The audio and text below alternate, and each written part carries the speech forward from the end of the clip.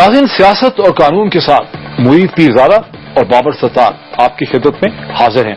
अस्सलाम वालेकुम। नाज़रीन, कराची में पुलिस पे हमले की जिम्मेदारी तालिबान की तरफ से तहरीक तालिबान पाकिस्तान की तरफ से कबूल करने के बाद आज हुकूमत और तालिबान के दरमियान जो मुज़ाकराती कमेटीज का जो मीटिंग हुई है, जो इजलास हुई है, उसकी तुक पाकिस्तान के अक्सर लोग जो हैं वो समझने से कासिर हैं। हम तो कम से कम समझने से कासिर हैं और हमें ऐसा लग रहा है कि नवाज शरीफ साहब की हुकूमत और इमरान खान की पार्टी को वो सवालात जो लोगों के जहनों में और उनके चेहरों पे लिखे हुए हैं, इन दोनों को, नवाज शरीफ साहब को और इमरान खान को, वो सवालात जो हैं वो समझ नहीं आ रहे। यहीं से हम आज अपनी गुफ्तगू का आगाज करते हैं। बाबर, आपको क्या समझ आए? डॉक्टर साहब, मुझे तो ये समझ नहीं आती कि बंदा इन हालात पे हंसे या रोए। अभी हौसला अफजा इंटीरियर मिनिस्टर साहब की स्टेटमेंट आपने चलाई, इस रियासत को चला कौन रहा है? वो ये कह रहे हैं कि ये दोनों काम साथ साथ नहीं हो सकते, वो लड़ भी रहे हैं और साथ साथ बातचीत नहीं हो सकती साथ साथ। उसके बावजूद मुज़ाकराती कमेटी की बात, उसके बावजूद हमने देखा ये सुबह इंटीरियर मिनिस्टर कह रहे हैं शाम को आपकी कमेटी बैठती है और वो कह रही है कि हौसला अफजा हमारी बातचीत हो गई है और हम आगे चलाएंगे। मुझे ये बताइए डॉक्टर साहब कि इस रियासत को चला कौन रहा है? क्या ये दो मुल्कों की जंग लगी हुई है जिसमें एक हमारी हुकूमत है, एक तालिबान की हुकूमत है, और हम अल्फाज भी उस तरह के इस्तेमाल कर रहे हैं कि दोनों साइड से शरपसंद न्यूज एंकर कह रहे हैं, हमारे न्यूज एंकर ये बात कह रहे हैं। आपको क्या लग रहा है? देखिए, मुझे तो एक बात ये समझ आई कि कराची में जो पुलिस के हमले की जिम्मेदारी तालिबान ने गुज़श्ता रोज कबूल की है, उसकी इम्प्लीकेशंस, उसके नताइज, उसका जो इफेक्ट है, इसकी जो अहमियत है, इसकी जो सिग्निफिकेंस है, वो ना नवाज शरीफ साहब की हुकूमत और उनकी काबीना को समझ आई है, ना ही वो इमरान खान और उनकी पार्टी को समझ आई है। देखिए, अभी तक हम ये समझते रहे, पूरे पाकिस्तान के अवाम, अखबारात, मीडिया दर हकीकत ये समझते रहे कि तालिबान के साथ जो बातचीत हो रही है वो एक मखसूस इलाके की हद तक हो रही है, नॉर्थ वजीरिस्तान एजेंसी तक हो रही है। अगर हमें इनको कोई कंसेशंस करनी है, क्यों समझते रहे? हम इसलिए समझते हैं कि हमारे जहन में बात बड़ी क्लियर है कि मसला वहां पे है। हम समझते हैं कि ये इनकी एक जाए पनाह है जहां से निकल के ये हमारे पे खैबर पख्तूनख्वा में और शहरों में हम पे हमले करते हैं। इनके मसाइल का वहां से ताल्लुक है। ये कहते हैं अफवाज पाकिस्तान को यहां से निकालें, चेक पोस्टों को हटाएं, हमारे प्रिजनर्स को रिलीज करें। हम इसको इस पैराहे में देखते रहे हैं। ये कहना, देखिए एक्सक्यूज क्या दिया उन्होंने बाबर, ये कहना कि हमारे लोगों पे पेशावर, सवाबी और मर्दान में हमले हुए हैं, उनको टारगेट किया गया है, कराची में हमारे लोगों को मारा गया है। तालिबान और टीटीपी दर हकीकत ये कह रहे हैं कि पूरा पाकिस्तान हमारी खेलने की जगह है, पूरा पाकिस्तान हमारी सॉवरेनिटी में आता है, हम पूरे पाकिस्तान के ऊपर जो है हमारा एक मतलब हम उसके बारे में बात कर रहे हैं। यानी इससे पहले जब लोग शरीयत की बात करते थे, यकीन मानिए मैं तो दिल में हमेशा मैंने सोचा कि यार ये क्या एक बात कर रहे हैं, इसकी कोई सेंस नहीं है, ये मजाक का खेज बात है। लेकिन तालिबान तो दर हकीकत की समझते हैं। ये कहना कि चूंकि हमारे लोगों को कराची में टारगेट किया गया है इसलिए हम इसको सीज फायर नहीं मानते हैं, इसको रिस्पॉन्ड करते हैं, इसका मतलब है वो ये कह रहे हैं कि हमारे साथ कोई भी जो ग्रुप्स होंगे, कोई भी एफिलिएट होंगे, कल को अगर एक पुलिस रूटीन ऑपरेशन में सदर्न पंजाब के अंदर, कराची के अंदर, लाहौर के अंदर, इस्लामाबाद में कहीं पर भी ताकुब करती है, अगवा बारातावान का केस है, अगवा बारातावान का केस है, तो फिर तालिबान ये कहेंगे कि हमारे एफिलिएट हैं। दूसरी देखें इसकी कितनी खौफनाक इंप्लीकेशन है। इसकी इंप्लीकेशन है कि इस मुमलिकत खुदादात के तूलो अरज में ऐसे सेक्टेरियन ग्रुप्स और ऐसे दहशत पसंद ग्रुप और ऐसे क्रिमिनल गैंग्स हैं, आप दावत दे रहे हैं, आप उन्हें ये पैगाम दे रहे हैं कि ये तमाम ग्रुप्स जो हैं ये तालिबान के हाथ पे बैत कर लें और हुकूमत एक स्लिपरी यानी बहुत को प्रोटेक्ट कर लें या ऑलरेडी कर चुके हैं। देखिए, हम मुझे ठीक तरह से नहीं पता कर चुके हैं, हम ये सुनते रहे हैं कि यानी डॉक्टर साहब देखें ना, अब क्वेटा में होता है तो लश्कर जंगवी है, उनका भी ताल्लुक है इनके साथ। अगर शिया सुन्नी फसाद होता है पंजाब के अंदर तो उसकी भी कड़ी इधर से मिल जाती है, रावलपिंडी में जो कुछ हुआ। तो ये तो लग रहा है कि यानी बैत करने के आगे बात चली गई, एक नेटवर्क तो बन चुका है ऑलरेडी। देखिए ना, इसकी इंप्लीकेशन तो ये बनेगी कि बगैर डिक्लेयर किए फिर वजीर आजम नवाज शरीफ साहब, इमरान खान, मौलाना फजलुर रहमान और जमात इस्लामी भी तालिबान के हाथ में, टीटीपी के हाथ में बैत कर लें, एक तरह से कर लें, उसको फॉर्मली बैत करने के लिए हमें भी आपकी प्रोटेक्शन चाहिए। देखिए, एक खौफ के आलम के जरिए, एक रेन ऑफ टेरर के जरिए तालिबान पाकिस्तान की सियासत को, पाकिस्तान की तमाम जो सेंस ऑफ डायरेक्शन है इस रियासत की, उसे कंट्रोल करने की सिचुएशन में आ गए हैं। सब स्टेट के लिए क्या इंप्लीकेशन है इसकी? आज वो ये कह रहे हैं कि हम पुलिस वालों को मार रहे हैं और हम मारते रहेंगे। हम बातचीत भी चल रही है लेकिन हम बदला भी लेंगे। स्टेट के लिए यानी अगर आप एक सिक्योरिटी पर्सपेक्टिव से सोचें कि इस मुल्क ने अपना दिफा करना है अपने सिटीजन्स का और बैरूनी ताकतों से भी, तो उसके लिए क्या इंप्लीकेशन है? बाबर, यही इंप्लीकेशन है। हम रियासत का अदब क्यों करते हैं, हम रियासत से खौफजदा क्यों होते हैं? हमें पुलिस का, रियासत का, अदालतों का खौफ इसीलिए है ना कि अगर हम जुर्म करेंगे, अगर हम ज्यादती करेंगे, कानून को तोड़ेंगे, रियासत की अमलाक को नुकसान पहुंचाएंगे, कत्ल गारत करेंगे, बम फाड़ेंगे, तो हमें रियासत पकड़ सकती है और रियासत को मुनाफली है वायलेंस पे। हमारे यहां दर हकीकत तालिबान में इस पुलिस के मैं समझता हूं बड़े वाशगाफ तरीके से, ब्लैक एंड व्हाइट तरीके से उन्होंने ये कह दिया है कि हमें मुनापली है वायलेंस की और आपको हमारे से बात करनी है और ये हमारी टर्म्स एंड कंडीशन है। अगर इसके बाद भी ये मुज़ाकरात होते रहते हैं जैसा कि हम देख रहे हैं और इस चीज को एड्रेस नहीं किया जाता, खत लिखा जाता है, चिट्ठी लिखी जाती है, तो आप दर हकीकत तालिबान को पाकिस्तान की पब्लिक पॉलिसी, पाकिस्तान की सियासत, पाकिस्तान की मीडिया पॉलिसी, पाकिस्तान की जमहूर की आवाज, औरतों का क्या स्टेटस होगा, मजहब का क्या स्टेटस होगा, इन तमाम चीजों का राइट आप तालिबान को दे रहे हैं। और मैं समझता हूं कि इमरान खान साहब और नवाज शरीफ साहब के लिए वक्त आ गया कि बहुत सी कॉफी पिए, बहुत सी कॉफी पिए, क्योंकि इनको ये भी सोए हुए हैं, इनको समझ नहीं आ रही कि इसका क्या मतलब है। मुझे जाती तौर पर इमरान खान साहब से मुझे बड़ी अबायूसी हो रही है। मैंने उनको बहुत सपोर्ट किया, हमेशा सपोर्ट किया, पूरी दुनिया ने उनको तनकीद की, हमने हमेशा उनको सपोर्ट किया। उन्हें बात समझ नहीं आ रही। मुझे तो ऐसा लग रहा है कि इमरान खान को समझ ही नहीं आ रही पॉलिटिकली तौर पर कि तालिबान की इन एक्टिविटीज का मैसेज क्या है। देखें, इमरान खान की तो बातें हैं जिसको समझ, देखिए इमरान खान में क्या बताते हैं, वो कहते हैं जी हमने अमेरिका की जंग में शामिल होकर वहां फौजें भेज दी, हमने बड़ी जाती की, ठीक है, बाद में कुछ चले हम बात उनकी मान लेते हैं कि हमें फौजों को निकालना चाहिए, नुकसान बड़ा हो गया, इनको उसका रिएक्शन है इस वजह से मिलिटेंसी। लेकिन जब तालिबान ये कहते हैं कि कराची के अंदर हमारे लोगों को टारगेट किया गया है, हम इस जवाब को कैसे मान लें कि कराची शहर क्या हमने तालिबान को दे दिया है? क्या हम कराची शहर में तालिबान की प्रेजेंस को एक्सेप्ट कर लेंगे? यकीन मानिए ला इलाहा जब मुत्तहिदा कौमी मूवमेंट के लोग बाबर ये इल्जाम लगाते रहे 2010 में 11-12 में, मैं ये सोचा करता था कि शायद एक एग्जैजरेटेड व्यू दे रहे हैं, अब तो ठीक है हमारी तबीयत साफ होगी, हमें पता चल गया। लेकिन अब तालिबान ये कह रहे हैं कि कराची में अगर हमारे लोगों को आप टारगेट करेंगे तो हम आपके खिलाफ जवाबी कार्रवाई करेंगे। कह रहे हैं कि कराची हमारा शहर है। आज वॉल स्ट्रीट जर्नल की एक रिपोर्ट है जिसमें उन्होंने लिखा है कि तकरीबन कराची के 20-25% इलाका जो है वो अब तालिबान के कंट्रोल में है।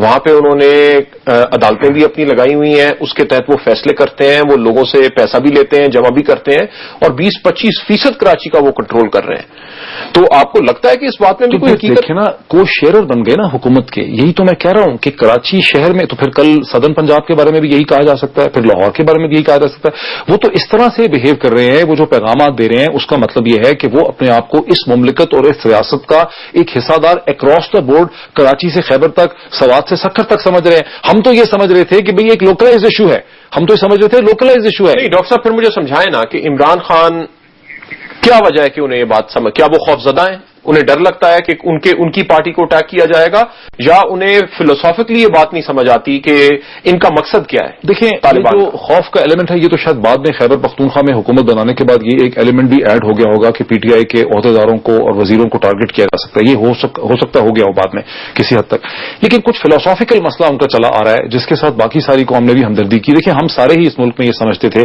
2002 के ऑनवर्ड्स की अमेरिका की जंग है और हमें इसमें नहीं पड़ना चाहिए था, ये ज्यादती हुई है, हमारे खिलाफ रेप्रेसल्स हो रहे हैं।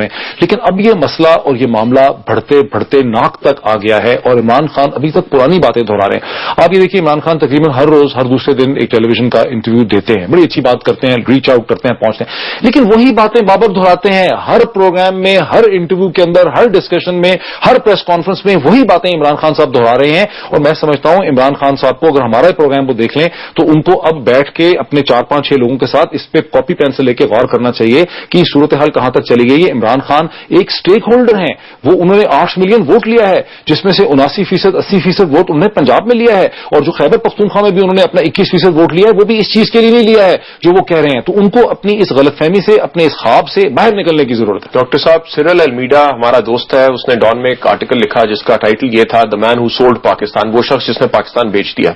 उसमें उनका थीसिस ये था कि जमात इस्लामी, जमात उलमा इस्लाम, बाकी लोग ये काम नहीं कर सकते थे मेन स्ट्रीम करने के लिए तालिबान का जो व्यू पॉइंट है और जो उनके लिए सिंपैथी है जो इमरान खान ने कर दिया है। और इसी वजह से शायद इमरान खान को उन्होंने अपना नॉमिनी भी अपॉइंट किया कि हमारे बिहाफ पे वो करें। और लेकिन इसका ये नहीं कि कोई थिंकिंग स्टार्ट हो गई हो पीटीआई के अंदर, उन्हें एक डेफर्मेशन का नोटिस इशू कर दिया गया कि आपने ये बात क्या लिख दी है। और इसमें आपने को इस आर्टिकल लिखने पे एक डेफर्मेशन का नोटिस इशू कर दिया गया। ये तो पीटीआई की जानिब से डेफर्मेशन कैसे हो? तो यानी मैं तो इस बात पे हैरान हूं कि सारा तो इस डेफर्मेशन की लीगल सेंस नहीं है। तो डेफर्मेशन तो तब करें कि आप मुझ पर इल्जाम लगाएं कि मैंने 50 करोड़ कहीं से ले लिया, 5 करोड़ रुपए ले लिया और मैं कहूं कि मैंने नहीं लिया। उन्होंने उन अल्फाज को शायद लिटरली, और ये भी रिफ्लेक्ट करता है माइंडसेट पीटीआई का कि आपने जो बिल्कुल उसकी लिटरल ट्रांसलेशन थी कि आपने ये इल्जाम लगाया कि पाकिस्तान को बेचा गया। बड़ी गलत बात की। मैं एक ब्रेक ले लूं। सिरल अलमीडा एक पॉलिटिकल कॉलमिस्ट है और अपनी पॉलिटिकल ओपिनियन दे सकते हैं। नाज़रीन, एक ब्रेक ले लें और ब्रेक के बाद डिस्कशन को इसी पॉइंट से आगे बढ़ा। नाज़रीन, वेलकम बैक टू सियासत एंड कानून।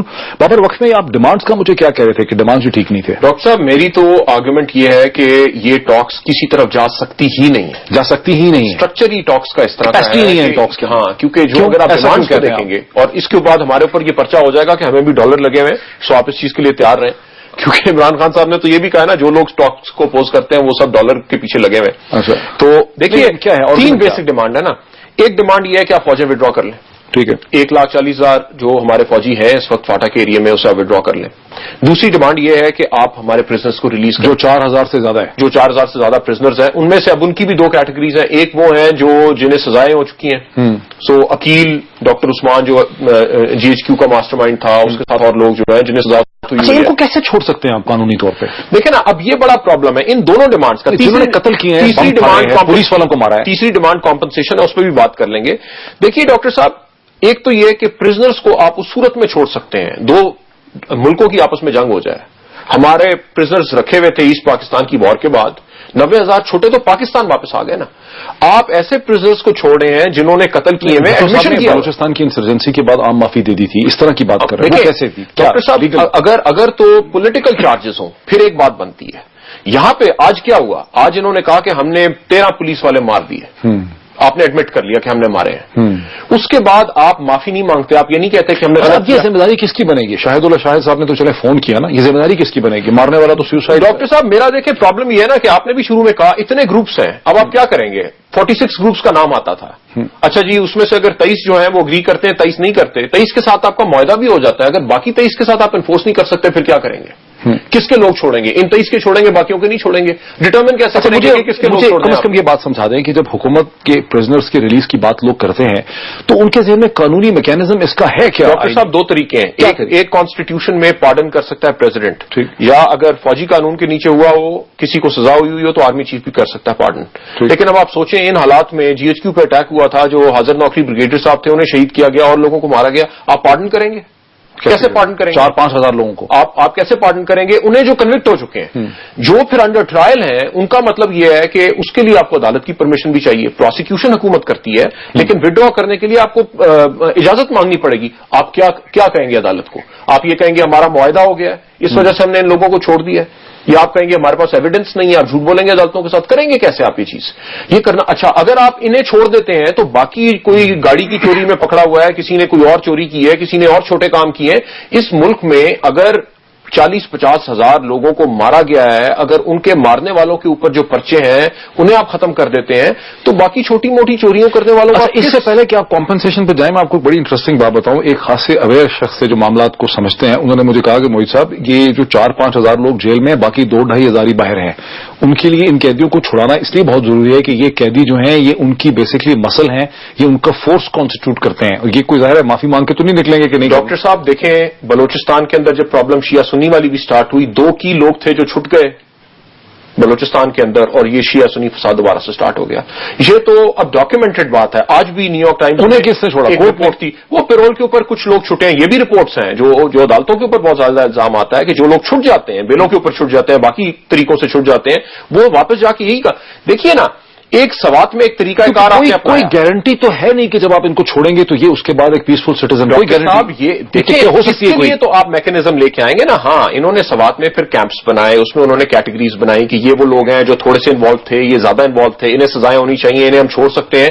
एक लिहाज से एक पेरोल सिस्टम बनाया जिसमें आपने फैमिली की हिरासत में छोड़ दिया, लेकिन आप ऑब्जर्व करते रहे। आपने उससे कहा कि हर महीने वापस आके हमें बताओगे तुम क्या कर रहे हो। एक मॉनिटरिंग मैकेनिज्म बनाया कि आप दोबारा से एक लोगों को रिहेबिलिटेट कर रहे हैं, उन्हें वापस मुआशरे में लेके जा रहे हैं, ताकि मुआशरे में वो ठीक तरह से, या तो आपको कोई इस तरह के मैकेनिज्म्स बनाने पड़ेंगे, और फिर आप ये काम कर सकते हैं कि जनाब इतने लोग पकड़े गए हैं, इनमें से हेनस क्राइम्स या बहुत ज्यादा जो जिसने कत्ल किया हुआ उससे तो आप नहीं छोड़ेंगे, लेकिन बाकी लोग जो किसी तरह वजह से इन्वॉल्व हुए हुए थे उन्हें आप छोड़ें, और फिर आप उन्हें मॉनिटर करें कि ये काम नहीं करेंगे। फिर तो आपको ये बात समझ आती है, वरना तो कोई कानूनी या कोई अखलाकी जवाब नहीं रह जाएगा हमारे पास। और ये जो कॉम्पेंसेशन आप इनको देंगे, अगर वो लोग कोई ताबे नहीं होते, वो कोई दोबारा एक्शन करने की आपको कोई गारंटी नहीं देते, तो आप तो फिर उनको पैसे ये कॉम्पेंसेशन देके एक बजट दे देंगे वॉर करने का अपने खिलाफ। डॉक्टर साहब, ये बहुत बड़ा क्रिटिसिज्म है। देखें, जब वो 16 पॉइंट एग्रीमेंट हुआ था मीरम शाह वाला, उसके बाद भी ये रिपोर्ट्स हैं, अब ये कोई मानता तो नहीं है, ऐसी बातें कि उस वक्त पैसे दिए गए, डॉलर दिए गए, और डॉलर किसे दिए गए? ایک طریقہ یہ ہے کہ آپ کہتے ہیں جناب جیسا زلزلہ آ گیا آپ نے جا کے گھر بنوا دیے لوگوں کے. ٹھیک. کیا آپ ریکنسٹرکشن کرنے جا رہے ہیں؟ کسی کی دکان ٹوٹ گئی آپ دکان بنائیں گے, کسی کا گھر ٹوٹ گیا, یا آپ پیسے دیں گے کمپنسیشن؟ بالکل صحیح ہے. اگر آپ پیسے دیں گے تو کسے دیں گے؟ آپ طالبان کو دیں گے یا آپ لوگوں کو دیں گے؟ یہ پوائنٹ بھی بڑا امپورٹنٹ ہے. پھر تو آپ فائنانس کر دیں گے ٹیررزم. کمپنسیشن کے طور پر اگر کبھی ایسی بات آتی ہے تو آپ ڈیولپمنٹ کر سکتے ہیں, سڑکیں بنا سکتے ہیں, ڈسپینسریاں بنا سکتے ہیں, گھر بنا سکتے ہیں, لیکن آپ کیش ٹرانسفر نہیں کر سکتے. اور رپورٹس یہ ہے کہ اس سے پہلے کیے گئے. ڈاکٹر صاحب دیکھیں نا, یہ تو ہم نے خالی ڈیمانڈز کی بات کی. میرا نظریہ یہ ہے کہ اگر ریاست پاکستان ایک آزاد ریاست ہے جو دنیا میں اسی طرح منوانا چاہتی ہے اپنے آپ کو کہ ہم بھی اپنے علاقے کو کنٹرول کرتے ہیں اور اپنے لوگوں کو کنٹرول کرتے ہیں, ان میں سے تو پھر آپ کوئی بات بھی نہیں مان سکتے. کیونکہ general Kayani helm of affairs پہ تھے اس وقت جب سوات میں, اس وقت بھی تو ایک پیس ایگریمنٹ ہوا تھا نا, جیسے کیانی ڈاکٹرنگ, وہ پھر کیا تھا اس کی؟ ڈاکٹر صاحب میرا خیال ہے کہ یہ وہ کیانی ڈاکٹرن پہ ہی چل رہے ہیں ابھی تک. کیانی ڈاکٹرن کیا تھی؟ کیانی ڈاکٹرن یہ تھی کہ لوگ تیار نہیں ہیں ابھی آپریشن کے لیے, عوام سیاسی جماعتیں تیار, پولیٹیکل اوپینین نہیں ہے, اور سیاسی جماعتوں کی اتنی قوت نہیں ہے کہ وہ پولیٹیکل اوپینین بنا سکیں, یا وہ نہیں بنانا چاہتے کسی وجہ سے, خوفزدہ ہیں یا ڈرتے ہیں. آپ ان لوگوں کے ساتھ معاہدہ کیجئے, ٹیررسٹ کے ساتھ, آپ انہیں مائک دیں, آپ انہیں کیمرے دیں, وہ جب اپنی گفتگو کریں گے لوگوں کے سامنے آئیں گے, ان معاہدوں کی خلاف ورزی کریں گے, تو عوام کو خود سمجھ آ جائے گی یہ بات کہ یہ کس طرح کا خطرہ ہے جو اس ملک کو لاحق ہے. اب یہ کام ہم نے سوات میں کیا, ان کے ساتھ معاہدہ بھی ہو گیا, اگریمنٹ بھی ہو گئی, اس کے بعد یہاں بھی ہم یہ کرنا چاہ رہے تھے. مجھے لگتا یہی ہے کہ ابھی تک اسی وجہ سے نہیں ہو سکا کیونکہ آرگیومنٹ یہ تھا نارتھ وزیرستان جانے سے پہلے دو طرح کی باتیں ہوتی ہیں. امریکہ کے کہنے پہ آپ جا رہے ہیں, نہیں جانا چاہتے, امریکہ کے کہنے پہ اپنی وجہ سے جانا چاہتے ہیں, لوگ آپ کا ساتھ نہیں دے رہے, تو آپ یہ کہتے ہیں ان سے معاہدہ کر لیں. لوگ ساتھ نہیں دے رہے, یا عمران خان اور پاکستان تحریک انصاف اور مولانا فضل الرحمان ساتھ نہیں دے رہے؟ ڈاکٹر صاحب اب کسی نے تو پبلک اوپینین شیپ کرنا ہے نا, میں نے اور آپ نے تو نہیں کرنا. ہم تو ریئیکٹ کرتے ہیں. عمران خان ایک اسپیچ کریں گے, ہم اس کے اوپر انالیسس کر دیں گے, اداریاں لکھیں گی, نواز شریف ایک اسپیچ کریں گے. سو پولیٹیکل لیڈر جو ہے وہ ایجنڈا سیٹ کرتا ہے, باقی لوگ ریئیکٹ. اور پی ایم ایل این کے رینک اینڈ فائل میں بھی بہت تھا کہ صلح ہونی چاہیے, ڈائیلاگ ہونا چاہیے. ان کی بھی ایک یہ میرا خیال ہے کہ کسی طرف ان کی تو مجھے نہیں سمجھ آتی. لیکن یہاں کیانی ڈاکٹرن کام نہیں کر رہا. ڈاکٹر صاحب کیانی ڈاکٹرن تو اس کو کام کرے, اس کو کام کر رہی. کیانی ڈاکٹرن کو تو مات کر دیا طالبان نے خود. وہ کیسے؟ اگر تو آپ کے سامنے بیٹھے ہوتے اس وقت شاہد اللہ شاہد یا احسان اللہ احسان یا جتنے بھی ہیں, عابد اللہ عابد, جتنے بھی لوگ ہیں ان کے, وہ اگر بیٹھے ہوتے تو پھر تو آپ ان سے بات کرتے. آج ان سے سوال کوئی پوچھتا دوسری طرف بٹھا کے کہ بھائی آپ سے بات چیت ہو رہی ہے, آپ نے 13 لوگ کیوں مار دیے, وہ کوئی اپنا جواب دیتے, اس کے اوپر گفتگو. بڑی خوبصورت بات آپ نے کر دیا مجھے, ایک منٹ دینے کے. اس کمیٹی کے سٹرکچر کا جو پورا فارسیکل نیچر تھا, جو پورا ایک چڑیا کمیٹی کی شکل تھی, وہ آج ایکسپوز ہو گئی ہے کہ حکومت کے نمائندے اپنی ہی مین سٹریم سیاسی جماعتوں کے ساتھ بیٹھ کے ان کو خط اور چٹھی دے رہے ہیں کہ طالبان کو دے دیں, اور طالبان سے پوچھنے والا کہ کراچی میں آپ نے کیا کیا, کیوں کیا, آگے کی کیا گارنٹیز ہیں, اس کا کوئی ضامن وہاں موجود نہیں ہے. یہ پورا سٹرکچر ہی غلط تھا. یعنی طالبان نے یہ جو انٹرمیڈیریز کریٹ کیے ہیں شروع سے, مولانا سمیع الحق, پروفیسر ابراہیم, اور ایون لال مسجد کے اگر مولانا عزیز بھی ہوتے تو کیا کرتے, وہ تو اسلام آباد شہر میں رہ رہے ہیں. تو طالبان خود تو کہیں پہاڑوں میں بیٹھے ہیں, ایک ہالی ووڈ کی فلم کی طرح کہ جناب وہاں پر کچھ بڑے دانشور لوگ بیٹھے ہیں جن کو آپ جا کے ان سے ہیلی کاپٹر میں جائیں گے اور ان سے پوچھیں گے, اور آپ کو پتا چلے گا کہ ان کی عمر بھی 20-20 سال 25-25 سال کی ہیں. وہاں پہ بھی کوئی 70-70 سال کے بابے نہیں بیٹھے ہوئے جن کی کوئی بڑی دانش ہوگی, لمبی لمبی داڑیاں ہیں اور 100 سال کا تجربہ ہے. ایسا وہاں بھی کچھ نہیں ہے. پلازیبل ایک ہے نا ڈاکٹر, اب اسے آپ ذرا ٹرانسلیٹ ضرور کر دیں. پلازیبل ڈینائبلٹی, کہ آپ کسی بھی چیز کی نفی کر سکتے ہو. یہ پلازیبل ڈینائبلٹی, یہ کمیٹی جو ہے پلازیبل ڈینائبلٹی ہے نا. آج بیٹھ کے انہوں نے یہ بات کی کہ جناب ہم نے اگری کر لیا ہے کہ یہ جو بھی امن کے درمیان میں رستے میں حائل ہوتی ہیں چیزیں وہ ہم نہیں کریں گے. اب وہ اگر پیچھے بیٹھی کمیٹی نہیں مانتی, یا کل کو فرض کر لیتے ہیں, میں نے عابد اللہ عابد کا نام اسی لیے لیا کہ فرض کر لیتے ہیں کہ کل کو طالبان یہ فیصلہ کرتے ہیں کہ انہوں نے ڈینائی کرنا ہے کراچی میں جو انہوں نے بات مان لی ہوئی ہے, تو کہیں گے ایک نجی کوئی اور جماعت تھی ہماری جس نے یہ کر لیا تھا, ہم نے اسے اپنے الگ کر دیا, اسے الگ کر دیا اور ہم نے نیا اپنا اسپوکسمین اپوائنٹ کر دیا. ایک بریک لے لیں ناظرین. بریک کے بعد واقع آپ کے ہمیں یہ بھی دیکھنا ہے کہ نواز شریف صاحب کی حکومت کے لیے, خود پرائم منسٹر نواز شریف صاحب کے لیے کس قسم کا چیلنج کھڑا ہے. After the break.